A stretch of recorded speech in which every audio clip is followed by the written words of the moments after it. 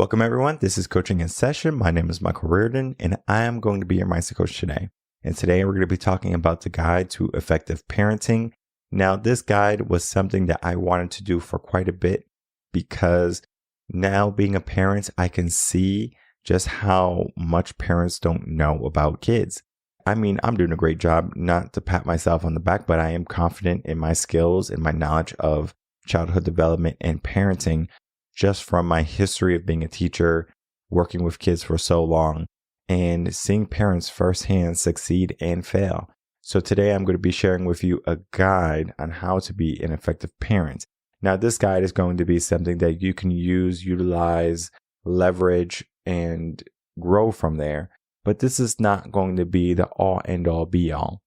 This is something that's going to be maybe a reminder, maybe an eye-opening experience for you, where you start to see, well, maybe I should adjust my parenting. Maybe I should adjust how I'm doing things.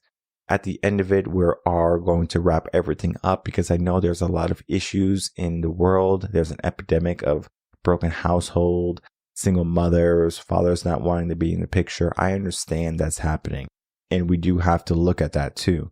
So I'm going to first just start off what a parent needs to know to raise effective children. And then we can start to look at some of the more dicey areas of parenting, because no parenting experience is going to be perfect. There's going to be ups and downs, failures, learning lessons along the way, but we can adjust. And this guide right here is going to give you a step ahead of the crowd. You can be a better parent today just from listening to this guide, following these steps. So let's begin to look at the ultimate guide to effective parenting, building stronger connections with your children. As we begin to go down this process of this guide, I want you to take some notes, mental notes, physical notes, whatever it is, and begin to implement that in some area of your life. I want you to look at it in the lens of your own life. Maybe you can look at it in the lens of someone else, but if you are a parent, understand these steps. And if you are not a parent, learn about these steps. So when you become a parent, if you want to be, you're going to be a step ahead again. This is about being a step ahead, being relevant, and being potent in the sense of parenthood and being potent in the sense of knowledge. Because when we get into step number one is going to be helping us understand that we need communication. Now, communication is something that many people lack. It is something that people don't understand is a key component in how we interact with each other. Now, if I communicated with everyone on this podcast, and let's say I was very rude, there's a restaurant in Las Vegas. They're very rude to their people on purpose. I think it's called Dick's or something like that. It might be called something different, but that is what they want to ensue, right? This very rude customer service, and people go there for the thrill of it. Yet, most people don't want to be spoken to like that in their day-to-day lives. You don't want someone to come yell at you and say, why are you doing it this way? But yet, parents do it all the time. Hey, I told you to take out the garbage. Why are you not listening? Right? Communication is trying to understand what's going on. So there has to be aspects to open communication. You have to be able to listen. You have to be able to understand what's going on because you might not truly know what's happening in their mind. So you do have to learn how to set up communication. Communication is not one of those things where, oh, I spoke to them yesterday. Oh, I spoke to them on their birthday. Oh, I'm going to speak to them on the weekend. I'm so busy with work. I understand that. As parents, we are going to be busy. But we do have to know and develop ways to open up communication. There's a reason why a teenager is not going to talk to you, because you have at some point told them you're too busy to talk to them. If you develop a system or a process where you're like, this is our communication time. I know you might not want to communicate, but you're going to participate. And from there, they learn. They might not like it in the beginning, but they learn to adjust. It's going to be more difficult if you have teenagers and you have to implement the system. If you have kids, implement the system now. For example, at our house, there's no phones at the table. We get to talk to each other. Now, you might not want to talk. I understand that.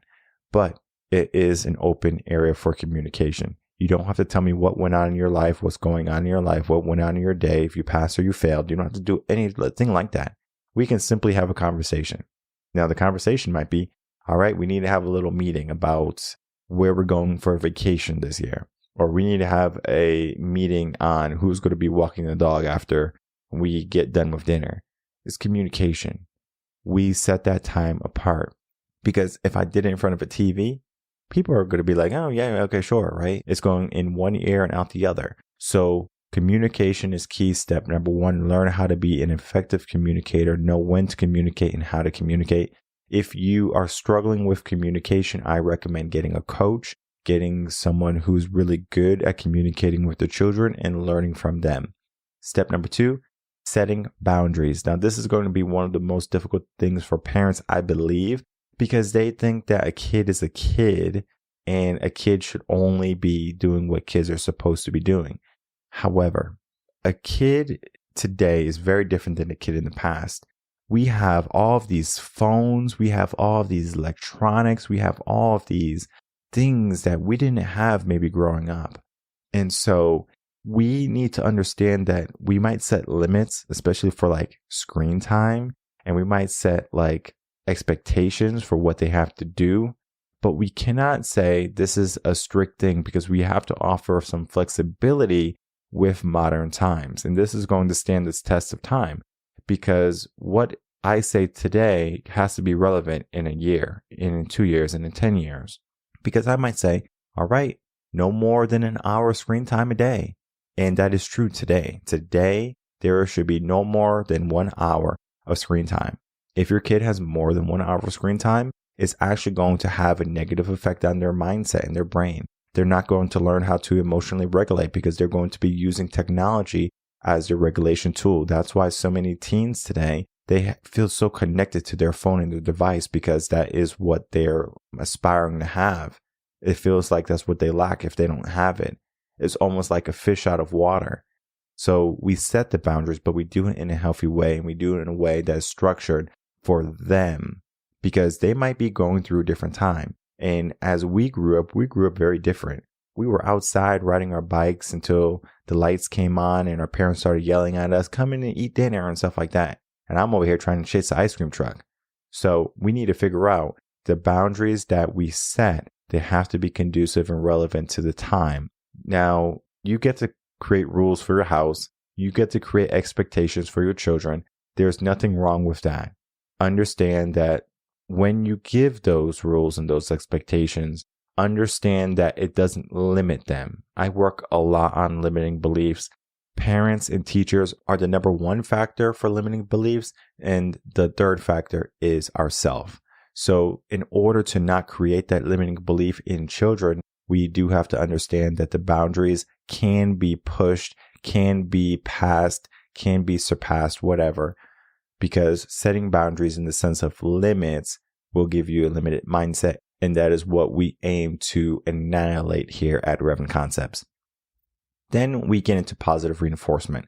Positive reinforcement is just simply saying, okay, my job as a parent is to make sure that not only do I help them succeed, but I allow them to fail.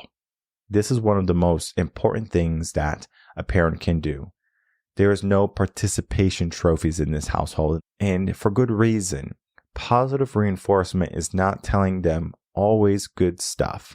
It's not saying, oh, Billy, you did so good today, and Billy did a really bad job. Billy was just not doing what he needed to do. A teacher is not going to say, hey, Billy, you did a really good job today in school, and Billy was flipping desks. That is not positive reinforcement. That is doing the opposite. It's negative reinforcement. You're reinforcing negative behavior. So in order to get more positive reinforcement, we need to look at it in the sense of not only rewarding them for when they do good, but helping them when they do bad. Because we think that, oh, I'm only going to praise them when they do good.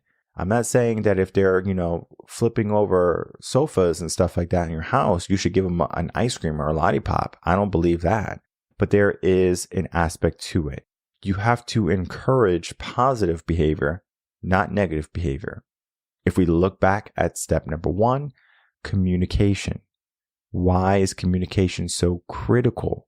Because this is going to foster a moment right here where you can say, hey, what went on, that was not necessarily something good. We need to learn how to adjust it. We are being positive. We are praising them for things that they're doing, but then we're also talking to them and communicating on things that might need some help, might need some adjusting. So we do it. We create that environment for them.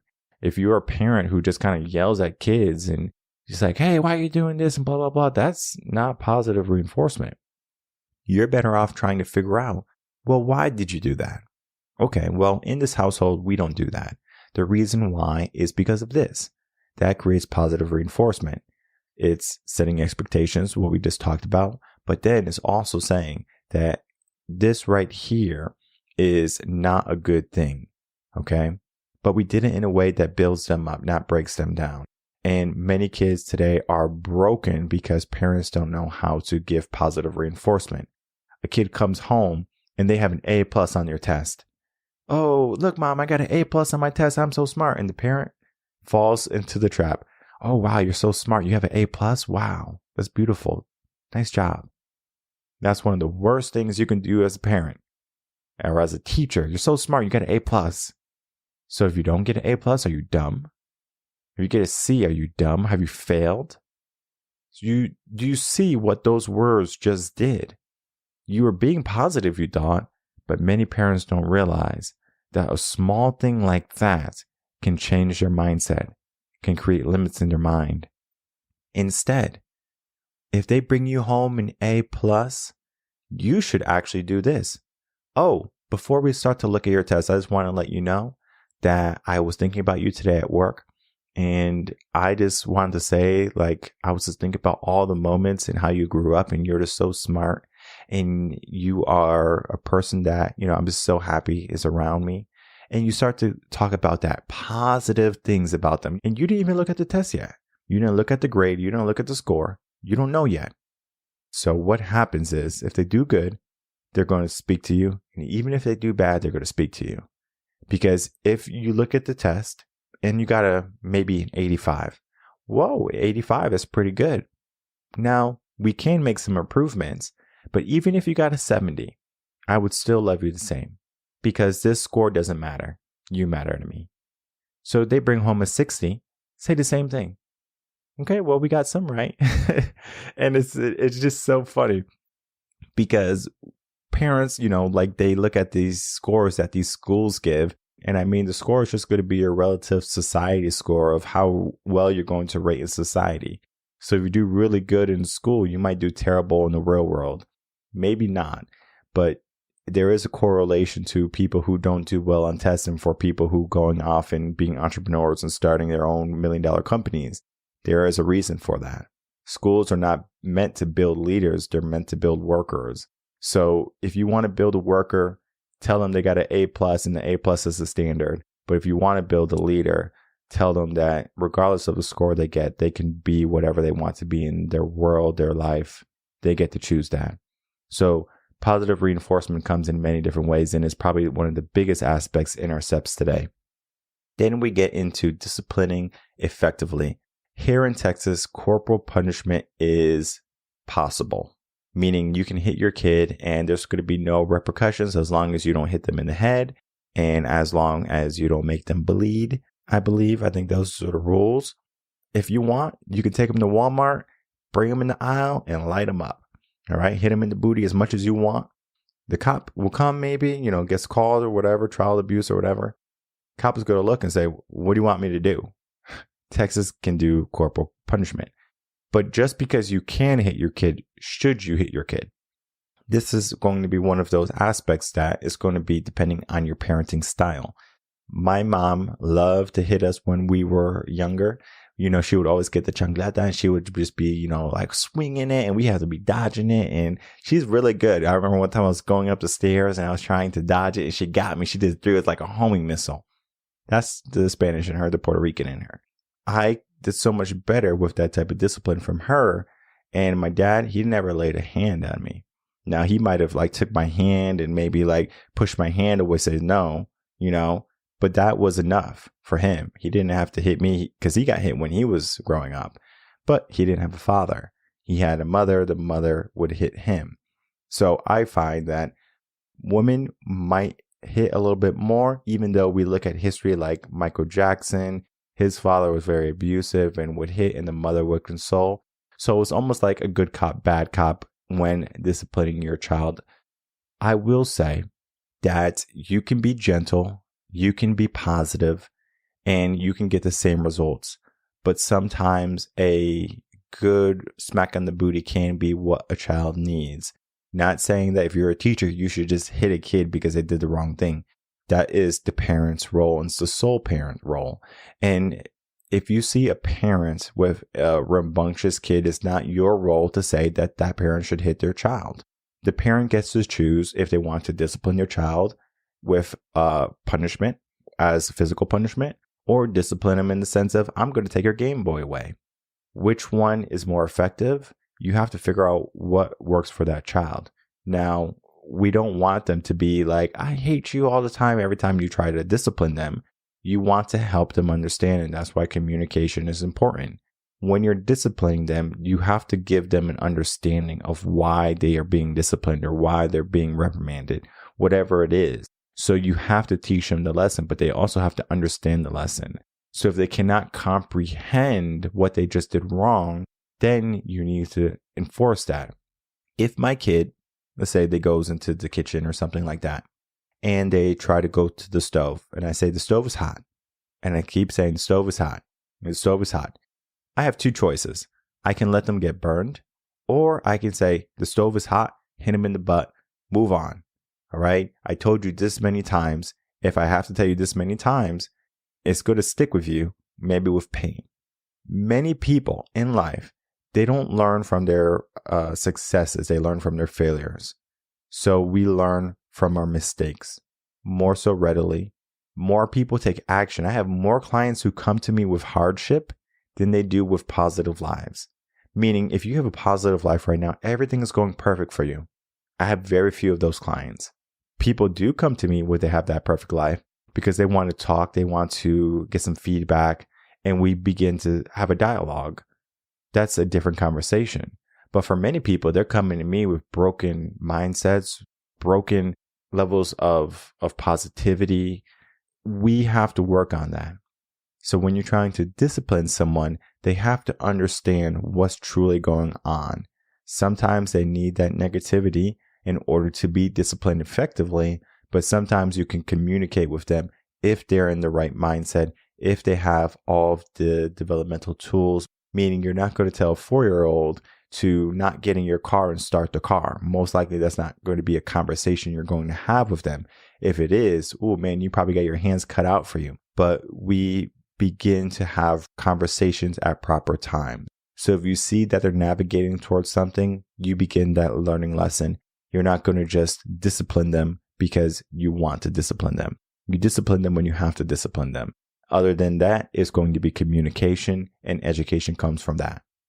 Then we get into emotional intelligence, and oh boy, this is something that I've talked about on the podcast before. Emotional intelligence from 0 to 7.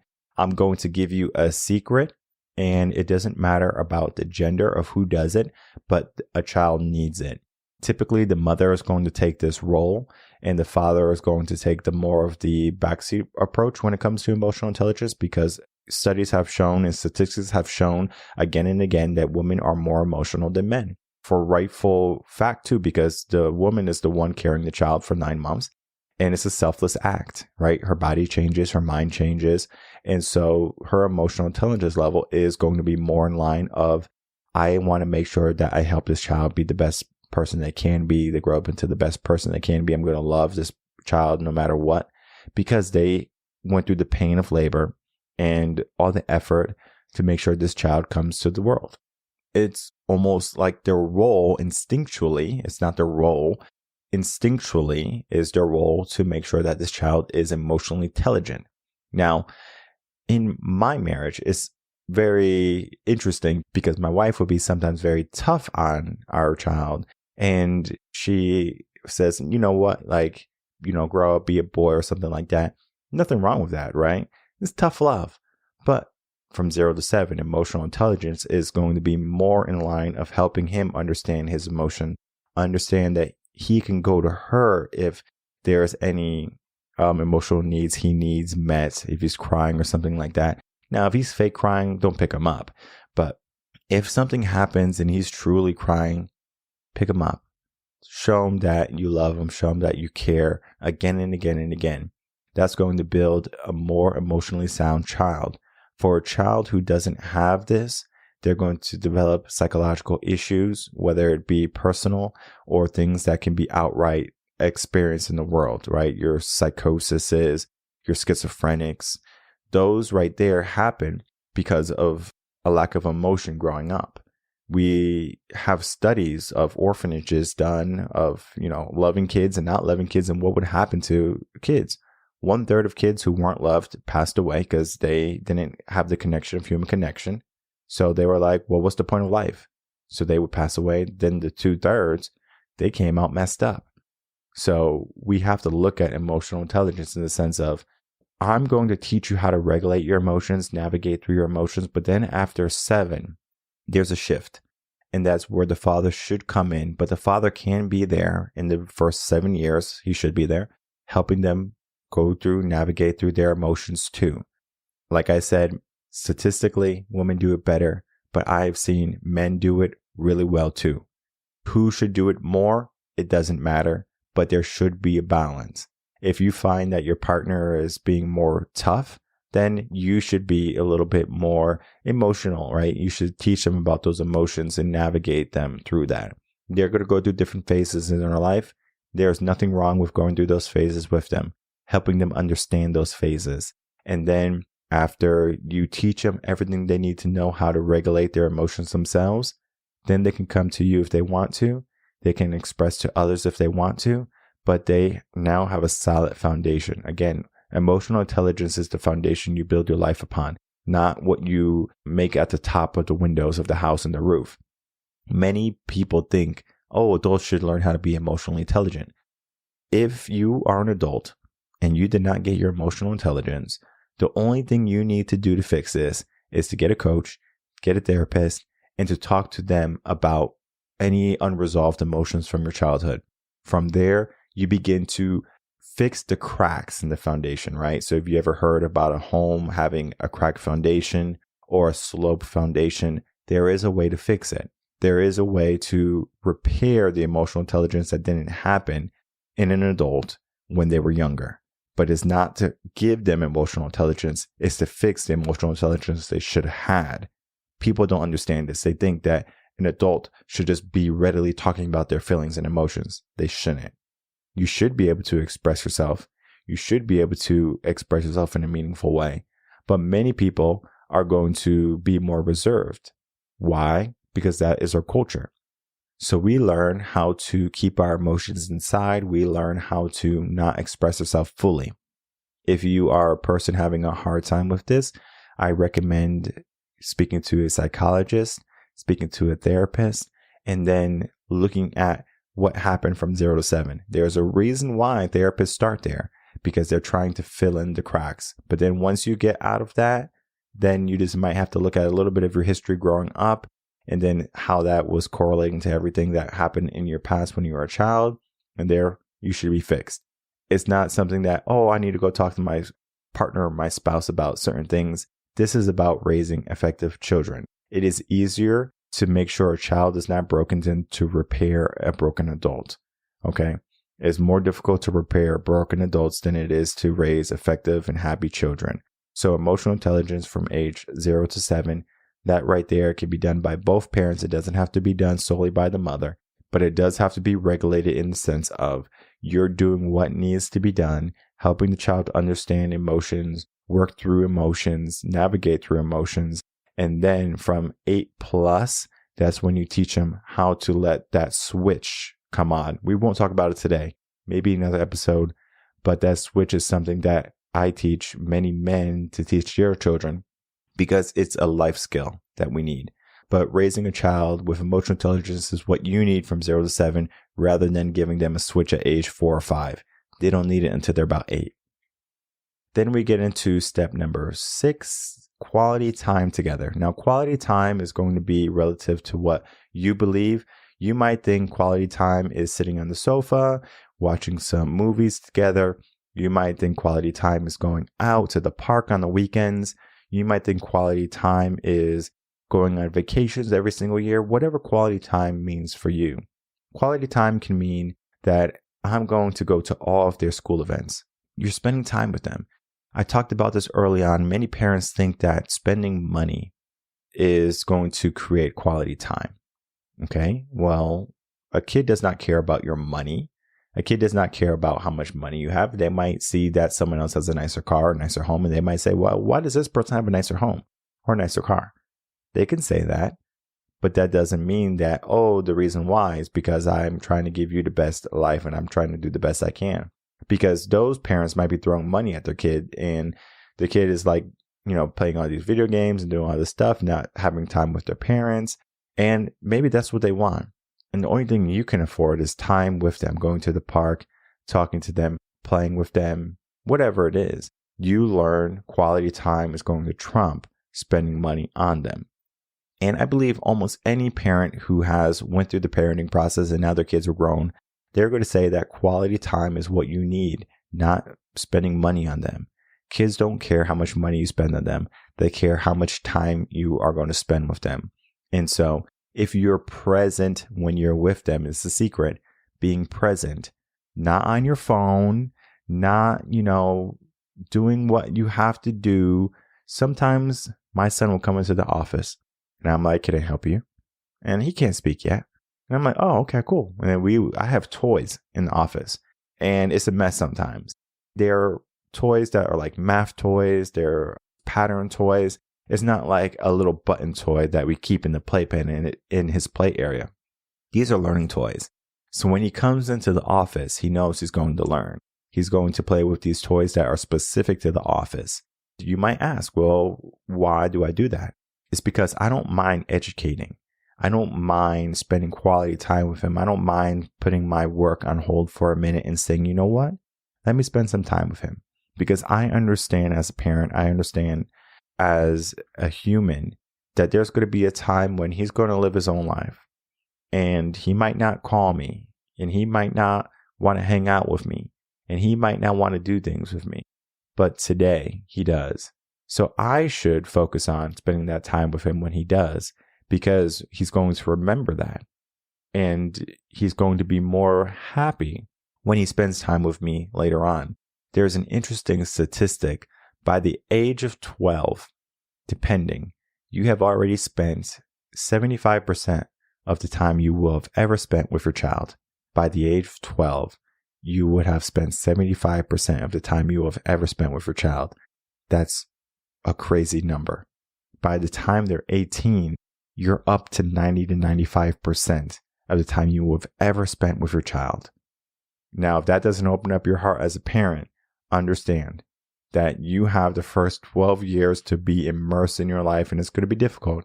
And it starts to become a little bit more easier, even though you're navigating through those harder parts, teenage years, hormones, but it becomes less. And eventually it becomes non-existent.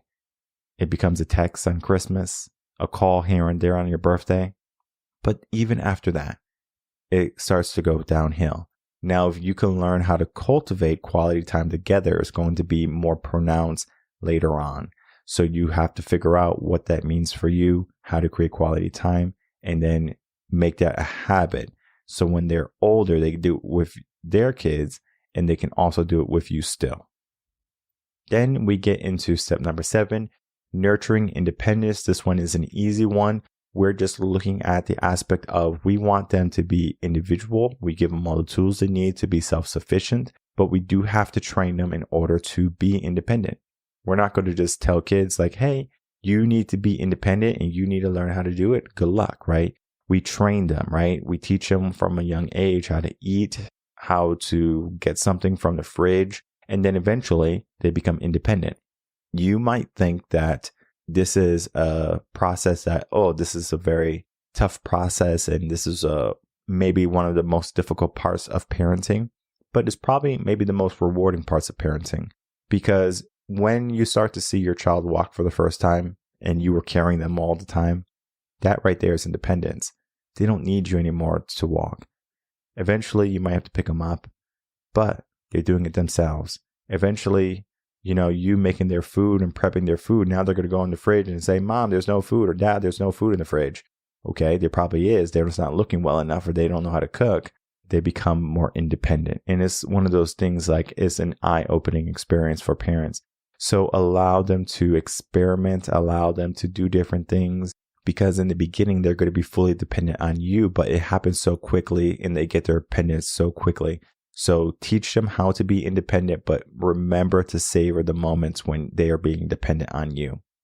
Then we get into step 8, healthy lifestyle. I always say, and this is going to be an unpopular belief, if you have an unhealthy child, it is because of parents who do not know how to be healthy themselves. If you have a child who is doing the right thing, eating the right foods, the right weights, then you probably have parents who say, you know what? I know what it is to be healthy. If you see a kid who's overweight, obese, it's because the parents have that lifestyle. They're eating their fried chicken and their mashed potatoes every single night. They're sitting on the sofa eating pizza and ice cream and things along those lines. And the kid is learning that lifestyle. Now, if a kid is living in that lifestyle, it doesn't mean they have to follow in their parents' footsteps, but most often they're going to replicate it in some areas of their life. So we do have to learn how to create nutritious meals, regular physical activity, all of those different things. Give them play dates, take them to the playground. Don't just sit inside. Don't just watch TV all day or be on the phone all day. It's one of those things where a parent has to set some boundaries. All right, well, we can't eat Cheetos all the time. We need to eat our vegetables. We can't just stay up all night and watch TV. We have to get our good rest. We have to sleep. So healthy lifestyle is going to be dependent on the expectations and the rules set by the parent, and if the parent has a healthy lifestyle themselves. Then we get into step number 9, education and learning. This is something I specialize in helping parents. That is important to educate and teach your child at all ages. It doesn't matter if they're 1 month or if they're going to be 21 years old. We have to educate our children. They're always going to be learning. And it is our job, our duty to prepare them for whatever they have to face in life. So if emotional intelligence is helping them learn their emotional balance at an early age, how can we teach them how to do accounting? Or how can we teach them to do math or reading or writing or whatever? That's education and teaching. So we need to teach them, and we need to give them the tools to do that. We send them to the best schools, we send them to the best coaches, and we give them all the resources that they need in order to come out ahead, right? So we have to foster that. We have to make them curious. We have to help them understand that the work that they're doing might not be something they use for the rest of their life, especially like math, like y equals mc squared. You might never use that in your life. Maybe now I'm just reminding you of like, why do you even learn that?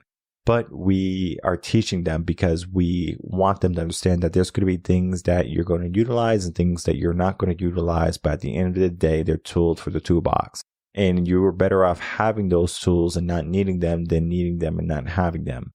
So we have to support them in all of their learning endeavors. And that includes training, sports, extracurricular activities, swimming, soccer, whatever sport, teaching them different things.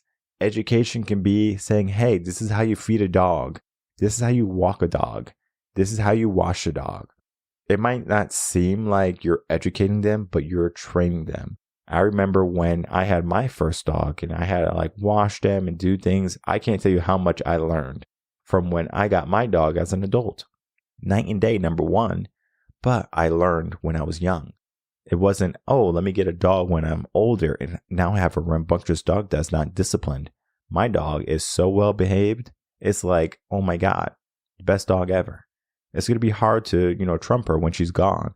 For now, I have her. For now, I have this moment with her and I have this life with her. And dogs teach you how to love quickly. But in order to love a dog and maybe even a child fully, you do have to have a level of comprehension between the two. So understanding them, and it comes from education. Most people get rid of their dogs because the dog is not being obedient. And most people don't want to be a parent to their kid because their kid is not doing the right thing. When was the last time you educated them? When was the last time you taught them? When was the last time you disciplined them in a way of educating them rather than reprimanding them? Many parents are going to reprimand before they educate. Educate before you discipline. Then we get into step number 10, technology and screen time. We talked about this on one of our earlier steps.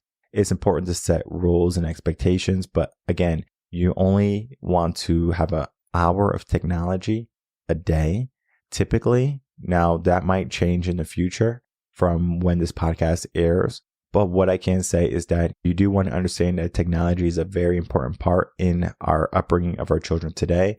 And they need it in order to be relevant in the adult world, the real world. So we want them to be technology savvy, but then we also don't want them to be a technology nut where they're looking at their phone all day like us.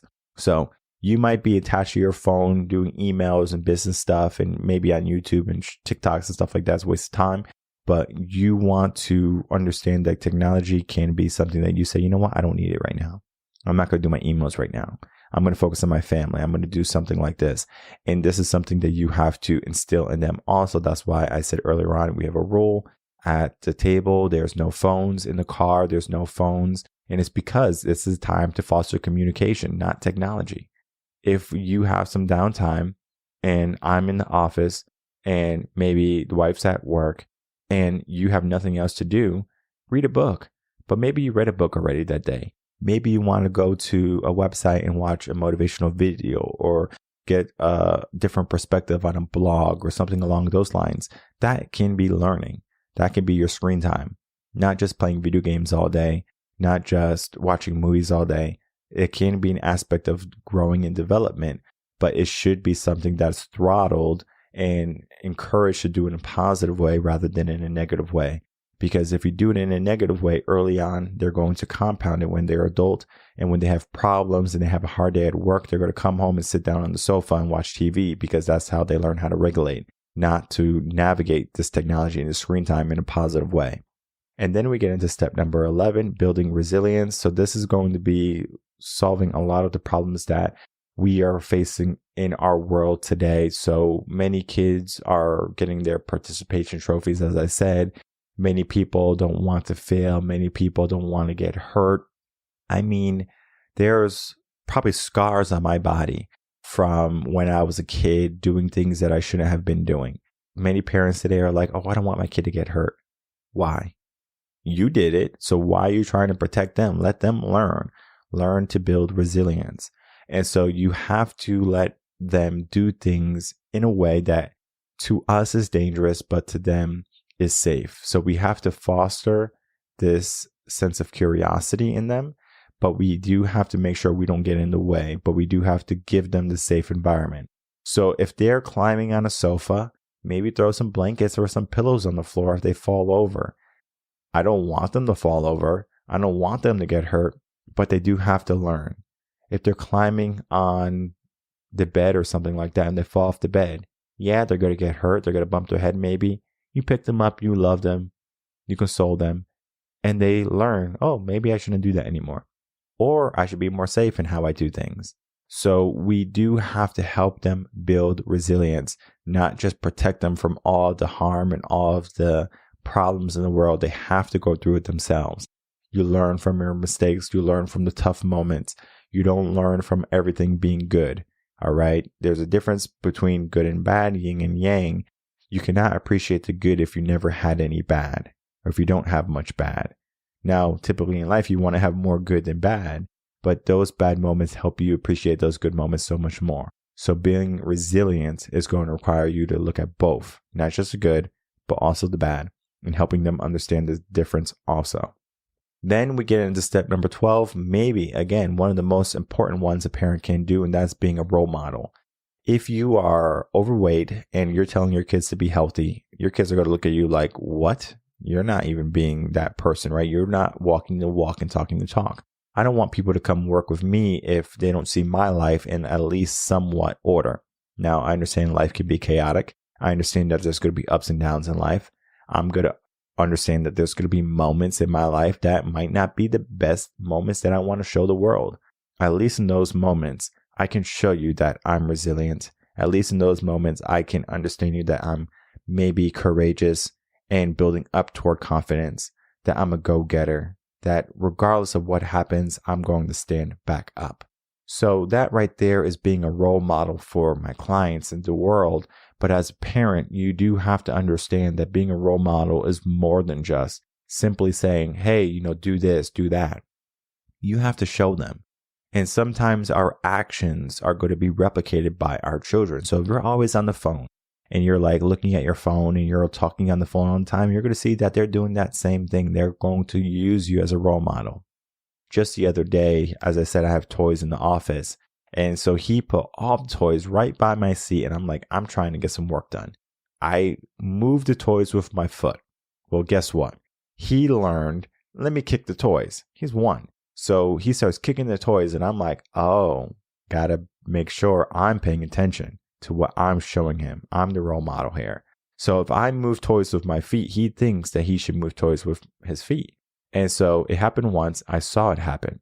Then I said, let me stop it. And so nicked it in the butt very quickly. But my wife, on the other hand, she does these things. It's like she doesn't even realize he's paying attention to her. And so she's doing these things like, hey, I'm doing this. I'm doing that. And then he's replicating it. I'm like, why are we teaching him this? But it's a process. So we learn through experience that we are role models as parents. It is, again, one of those learning lessons we have to experience. And that is why I'm creating this guide for parents. Because not every parent is going to know how to be a role model from day one, especially if you don't have the background of teaching. If you have worked with children in your life, you're not going to know many of these different things that I have learned and experienced. So role model, big one. Being an example, big one. All right. Walk the walk and talk the talk. And then also give them the best experiences that you can give them by you being the best experience for them to see. Then we have to look at handling challenges. And this is going to be something that you might deal with at any age. It doesn't necessarily matter about age. A lot of parents start to experience this around teenager years when hormones are kicking in. Their kids are not doing the right thing. They're being rebellious. They're always on their phone. They're going on websites they're not supposed to. And you have to figure out, well, this is a challenge, right? Well, typically how you get through challenges as a family is as a family, meaning you work together, meaning you navigate together, meaning you can speak with one another. And at the end of the day, you are better because of it. You don't want to handle challenges by just simply yelling at them or taking away something. Oh, you're grounded. Again, that is not fostering positive reinforcement. That's negative reinforcement, which again is not going to handle the challenge. It's just going to amplify the challenge. So we need to learn how to handle challenges in an effective way.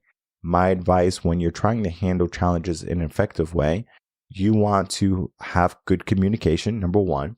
But then number two, you need to have a plan of action. If a kid does something wrong at school, the teacher is going to say, don't do that. If the kid keeps on doing that, the kid goes to the principal. Principal is probably going to speak to them. Maybe the parent has to be called in for a meeting. At that point, now the kid is going to be like, oh, the reason why this was happening was because this person is bullying me. And then it's a whole problem, right? There's a lot of challenge behind that one small action of being sent to the principal. So handling challenges can be multi-layered. You have to begin at one end and then you begin to work through it. Just like cleaning your room, just like a process of building something, you start with one piece, one area. Handling the challenge is also the same thing. Many parents, they see the whole problem. They want to solve all the problem.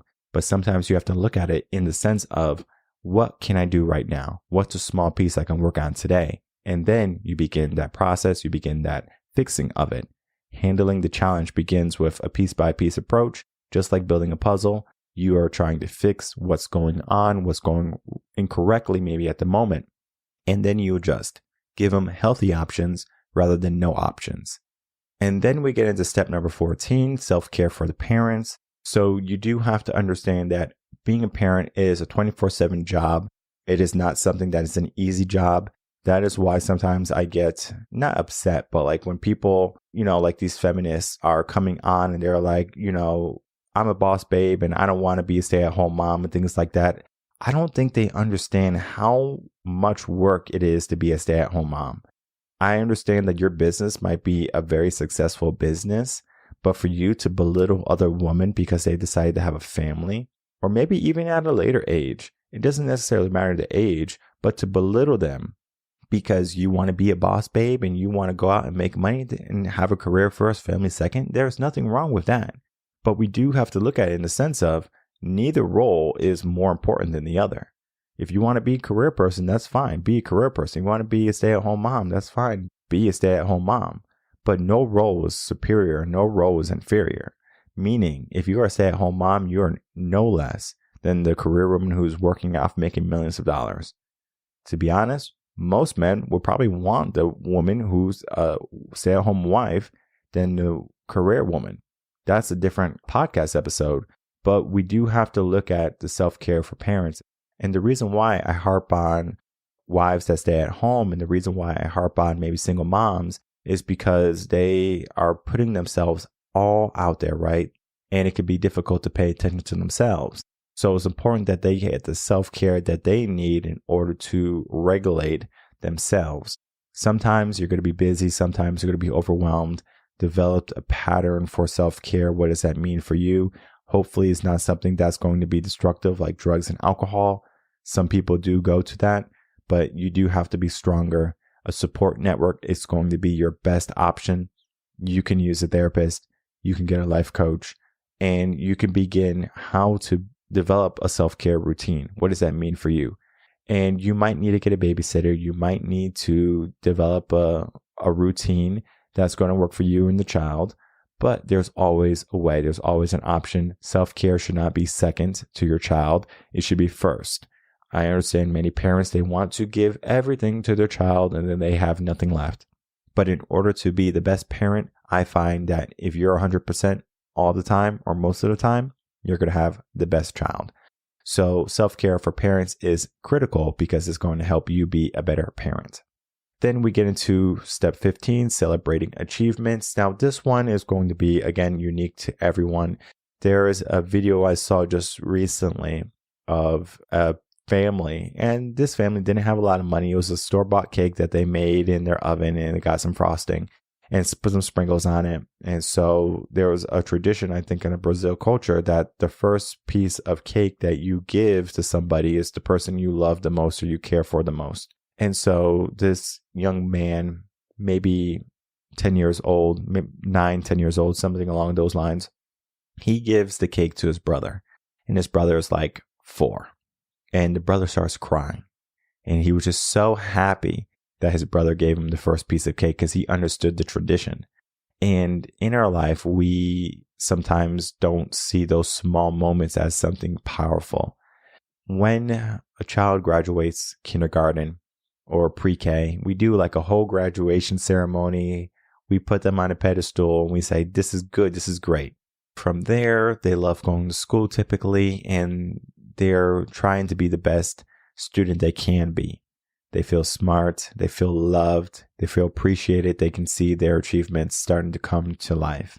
Maybe the next achievement is going to be when they graduate 8th grade, or if they have a basketball game and they win or something like that. Those are achievements. So we celebrate them. They remember those achievements. No matter what age, they're going to remember them. We graduate. We succeed. We have our successes. We celebrate them. Now, achievements just don't have to be a moment in time. It could be something that is like a goal.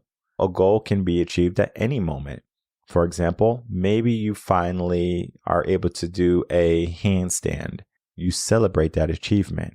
And that right there is going to help that child foster more confidence in themselves and be more ambitious to try new things. And that is what we want to foster. Children who are not afraid to fail, children who seek achievement in a positive way, and then children who can appreciate that achievement for what it is, not just a moment, but a stepping stone for something better. And then we get into step number 16, encouraging creativity. Now, creativity is one of those things that are stripped at a young age because we're telling kids to sit in a desk or sit at a desk and only raise your hand when you need to go to the bathroom or if you have a question or if you want to answer the question. That right there is stripping away their childhood imagination. So if the schools are built to take away creativity and imagination, how can we foster creativity and imagination as parents? Well, we do have to provide artistic, creative outlets. Maybe that's going to art classes, maybe doing dance. Sports can be creative in some aspects, in some regards. You want to create that encouraging environment. So if they make you a picture or something, you put it on the fridge. You don't just kind of throw it away. That right there is going to celebrate them in a unique way because they're going to maybe make a monster. Oh, this one is a scary monster, huh? And they might say, oh, no, that's not a scary monster. He's actually smiling and go, oh, okay, I didn't see it. Because they might see it as, oh, there's things that are scary, but they can be nice also. And that correlates to a mindset in adults of there can be challenges in life, but after you do the challenge, it becomes rewarding. So it's a small correlation, but it can be the connector that is going to be the connector to mindsets as an adult. So creativity has so much more power than we give it any credit for. Your purpose, your passion, your gift, the things that you should be doing, you should be creative in them. And if you're doing something where you have zero creativity, where you have no ambition, you're most likely in the wrong area. So you do have to figure out sometimes when you're going through that purpose mission as a parent or as an adult, where I was as a kid, where I was as a child. And if you can have children that are more curious and more creative, they're going to be more successful as adults. That is what statistics have shown, and that is what I have seen. Being creative has a huge advancement, as a huge stepping stone to all the other kids, to all the other people that are their peers. So encouraging creativity is going to be an essential step. Then we get into our final step, step 17, respecting individuality. So you might have multiple kids. You might have 1 or 2, 3 or 4, right? If you have one, you might compare them to other kids around, like Bobby's being good. Why are you not being good? Or if you have, more than one, you have 2, you're like, your sister never did this. So you're comparing them to someone else, but they're their own unique being. A child is born with around 400, maybe plus, neurological pathways. All right. And that has to be unique. They're not going to be the same. That's why children as young as 1 or 2 months, they have their own personality. Some are very needy. Some are just super like, hey, I'm chill. I'm good. All right. Sometimes people say your first or your second child can be the good or the bad child. And the reason they're saying is that the personality is different. So you might have had a hard time with your first child. They're always crying in the middle of the night. And it was something that you had to deal with. Maybe that happens with your second child. And you start to think, oh, like this didn't happen with my first child. Something's wrong with this one. No, they're being their own individual selves.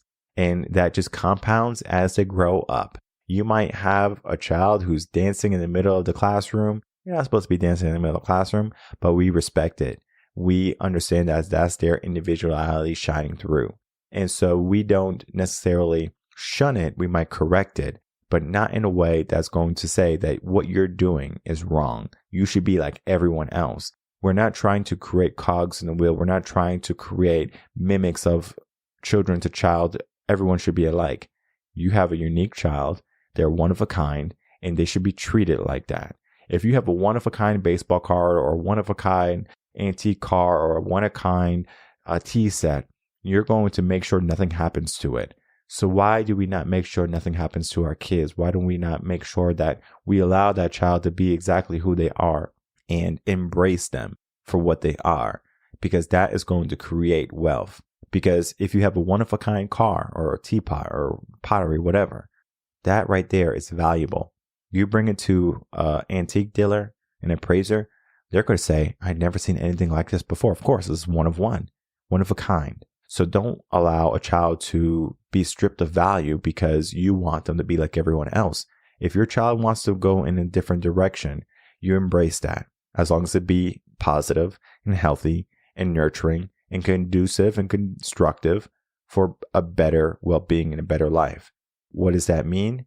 It means that if you are doing your process and raising the best child possible, you need to make sure that you know what is going to happen as the end result. Now, the end result is going to be exactly what you think it is. You want that child to be happy and effective in the real world. It doesn't happen overnight. It happens through process of educating yourself, educating your child, and understanding that as a parent, things change, moments change. Sometimes it's not going to be easy to make those changes. Sometimes it's going to be a lot of hard work. And I always tell parents, if you're struggling to be an effective parent, if you're struggling in areas of your child's life, if you find that your child is not being the best that they can be, you might have to look at some of your values. You might need coaching first, but then we can look at your child's life too. I always tell parents, head over to revenconcepts.com, look at what we can do for you and your child, and begin that process, because you can be having the next Benjamin Franklin, the next Albert Einstein, the next Beethoven, the next Serena Williams, the next Michael Jordan, the next Kobe Bryant, the next LeBron James, whoever you want. You can be having that. You can be fostering that. But many parents, they just see their child. They might see them for being great for a moment. And if they do something wrong, they see them for doing something wrong. Growing up is not about perfection, it's about imperfection. We grow and we learn. So in order to make these changes, these 17 steps, learn more at revenconcepts.com, begin that journey, begin that process, because the change that your child needs can happen today. All right. So everyone, again, that was a long one. The guide to effective raising of children is not an easy process. Even though I put it into 17 steps, they could be 100 steps. I can go on and on and on, and we can look at the different areas and the different situations that you're going in and going through. It's going to be a unique journey. What we talked about today is just the surface level. This is just the tippy top of things that you should know and understand and then implement. Because if you can start to implement this, then you're going to be in a better place later on. Later on, typically parents don't realize that their kids are going to grow up and they're going to look at mom and dad for being a success or a failure. And they're going to look at the failure not as a mom failed or dad failed, but they're going to say, well, they weren't good in this area. And so they're going to do something which is not conducive to raising effective children. I'm going to give my children the life I never had. It's the worst possible mindsets you can give yourself. If you have that mindset, throw it away. It's not helpful. I understand that your parents might have been really rough, maybe not the best people. I understand. But just because they weren't good or effective, it doesn't mean that you have to say, I'm going to give my child the life I never had. You should give them the life that built you to be the person you are today. Because if you are doing the work to make sure your child is good, that means you have the right mindset. But many parents are choosing to give their children weak mindsets, which is not conducive to strong, healthy, happy adults later on. So we have to make strong, healthy, happy children as parents. And then they turn into strong, healthy, happy adults. But we do it backwards. We have bad parents who make bad children, who make parents who want to create good children that create bad parents. It is a system. It's a cycle that can be stopped. And the easiest way to stop it is to instill wisdom, is to instill knowledge, is to instill an understanding of what parenting is, how to raise children to some degree, and then to begin to take action today. So if you're a parent, again, you're ready to take action, learn about these steps more, begin to write down your life and say, okay, well, this is where I need to make some improvements. If you're ready and you want some coaching, head over to revenconcepts.com. If your children are above the age of 16 and they need mentoring and coaching because the foundation that you have built for them is just shot, head over to revenconcepts.com. Youth mentoring and coaching, that's what they need. It's not something that you can do anymore. As much as I hate to say it, is at a certain age, they're going to stop paying attention to you if you didn't pay attention to them at a certain age. So do your best when they're young to make sure that they want to come to you when they're older. And if you don't do it, then you have to pay someone like me to go in and fix the mess. Just as if you don't keep up the maintenance work in your home, you're going to have to pay someone to fix it. So don't be that person. Don't be the person who just allows everything to break and allows everything to pile up to the point where you're overwhelmed. Take action today, piece by piece, bit by bit. you can be the best and most effective parent today. Learn how at Reven Concepts, learn how by jotting these 17 steps down and then beginning the process for you to change your life and your child's life. My name is Michael Reardon. I'm a mindset coach. If you have any questions, you can email me coachinginsession@gmail.com, and I'll see everyone on the next episode of Coaching in Session. Until then, everyone take care.